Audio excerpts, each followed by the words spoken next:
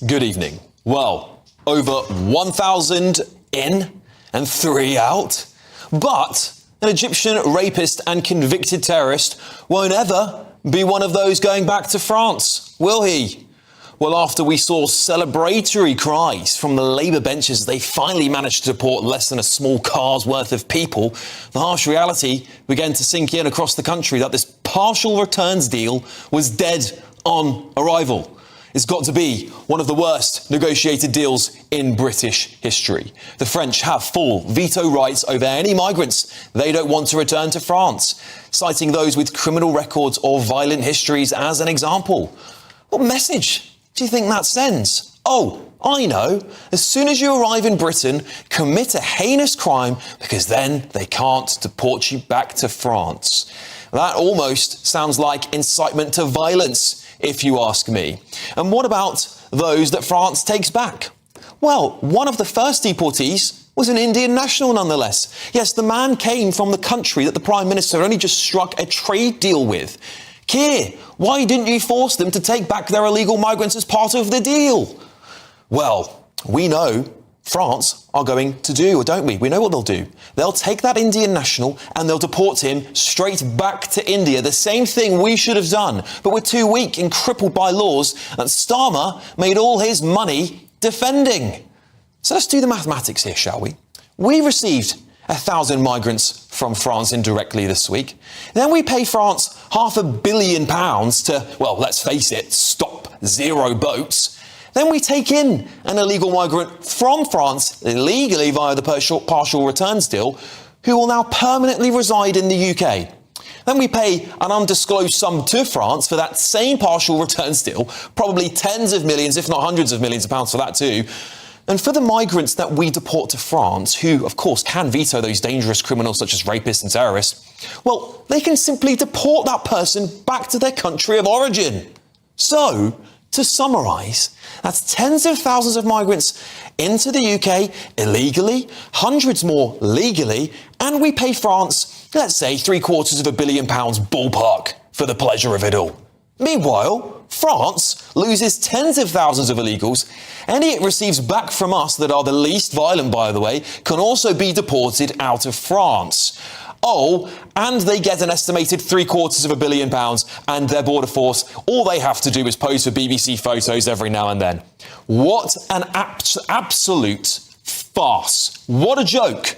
We need this country to be run by serious people, not those who would rather make a mockery of our country, all for plaudits from their lefty lawyer mates and pound shop Napoleon, Emmanuel Macron. This deal has made a mockery of Britain. There is a net negative output here for our country.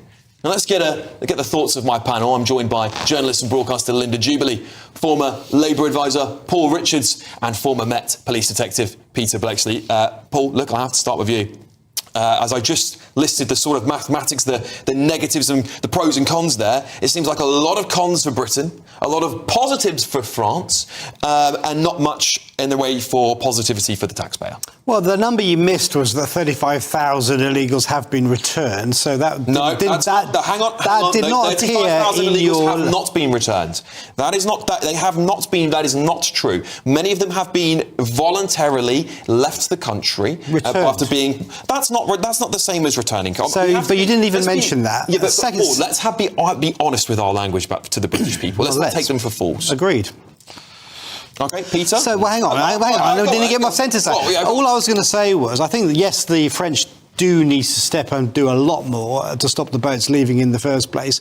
Second of all, it's a pilot scheme, so it's going to ramp up if it works, so let's not mock the numbers now. You can't complain about us doing nothing, then we do something, and then you complain about it. Yeah, what's the max it goes for? Tell the public how many max we can return. Well, I don't know, but it's going to be more than 3 or 4. 50 a week. And then the most important thing is, I think with the new Home Secretary, Shabana Mahmood, she is somebody who's already knocking heads together and getting things done in a way that we haven't seen for a year, and I think she's standing up to those lawyers that you just mentioned. All right, I'm not so sure about that, Peter. The language you use, Paul, is very important because you just used twice the word we. So I take it you now are speaking as an official government spokesperson. Well, I'm aligned. I'm a supporter of the Labour Party, but I'm not a minister, am I? But I would, if a minister was here, this is probably what they would say. So you are acting as an official mouthpiece. Not official, but I'm happy to take that on. Language is important. You use the word we. Let me just point that out. Right, I've got a new phrase for all these illegals coming in. Kia's cargo. Right, that's what it is. Remember where you heard it first. It is Kia's cargo. This is what's coming in week after week. All right, we had a 9-day respite because the wind blew. Well done, wind, our barrier against this invasion of people coming into the country who are breaking the law, each and every one of them. Section 3 of the Immigration Act 1971 makes it a criminal offence to come to the UK without leave to remain. So park all the language from the left is about irregular migrants. They're illegals. When they get here, stick them in a camp like that one being proposed down near Portsmouth, cover it, surround it with razor wire, snarling Alsatians, keep them there and send them back from whence they came. Peter, I couldn't agree more with you. I think we need a much tougher line here, Linda. And it does really, they're talking about specifically about this deal, because when you see the amount of people that came in just this week, over 1,150 and something along the lines in total, it makes a mockery. Even if the government get up to 50, that's one boat. Well, as I said earlier, it's a black comedy. But the whole point here, and this is a view that's amplified by every migration and border control expert I've listened to, is that this is being done because we need a big deterrent, something that makes this country unpalatable to the people who are flooding in. Now, the problem with this scheme is the numbers are tiny, and even if the pilot scheme is successful and it's expanded, it still can't be expanded enough. Now, even when politicians say to me, well, we should never have been Rwanda because Rwanda would have been a deterrent. No, it wouldn't. Even Rwanda would not have significant enough numbers to actually act as a deterrent. Most Border Force officials say that you have to be prepared to say that you will maybe get 50 to 80% of people returned.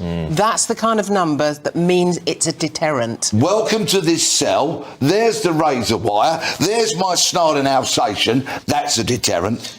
What else can we do, Peter? Because what I think is this. I think the only way to end this crisis, because I think many of them will go to those. I think they'll be happy to go to some of those camps, to be quite honest, to get out of France, considering they are living lawless over there. But from there, they would be deported.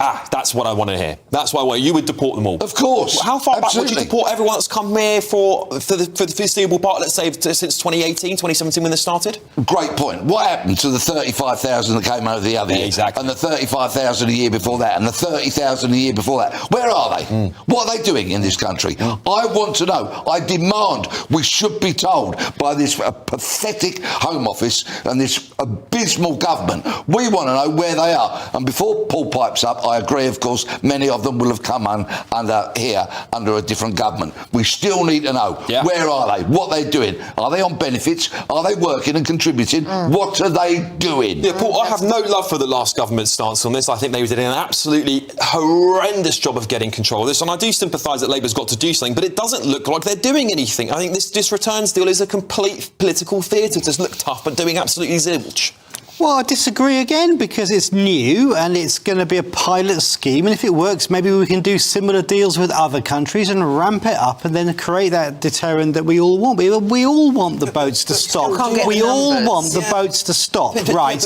But if there was something... The only way to do that is mass deport these people back to where they came from, their countries of origin. But if it was as simple as that, why wouldn't any government have done it already? Because they're spineless. Yeah. Kia's cargo again and again and again. Would you send back refugees? What about legitimate refugees? Let me get Linda in here. Hang on, let me get Linda in. Linda, do you think we need to leave the ECHR, and do you think we need to reform the Human Rights Act? I actually think that we do. Now, I have completely changed my mind, because 2 years ago, I don't think I'd have come down on that side of the argument. But I think if we are continually disrupted by ludicrous decisions in our courts, we will have to do something about it. I think we are all agreed about that. I do think, though, Peter, we have to be careful about who we are sending back, because what we must mustn't forget is that we have a birth rate now which isn't even a replacement birth rate. Even if we started encouraging women to have more children, it would take 20 years to push the population up to raise enough revenue to put tax into the exchequer to start paying for stuff. On that very note,